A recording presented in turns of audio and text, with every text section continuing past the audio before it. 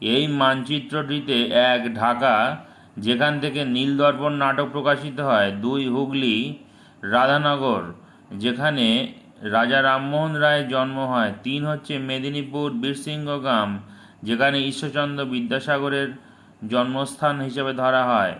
4 হচ্ছে কুষ্টিয়া বাংলাদেশ, যেখানে লালন ফকিরের জন্মস্থান হিসেবে ধরা হয়। 5 হচ্ছে বেনারস, যেখানে সংস্কৃত কলেজ গড়ে তোলেন মদনমোহন মালব্য। 6 হচ্ছে পুরী, যেখানে বিজয়কৃষ্ণ গোস্বামীর মৃত্যুস্থল হিসাবে চিহ্নিত করা হয়েছে। এই ম্যাপটি 2 অধ্যায় 10ম শ্রেণী ইতিহাস মাধ্যমিক পরীক্ষার জন্য খুবই গুরুত্বপূর্ণ। এই ম্যাপটি অবশ্যই ছাত্রছাত্রীরা অভ্যাস করবে, এখান থেকে অবশ্যই প্রশ্ন আসতে পারে।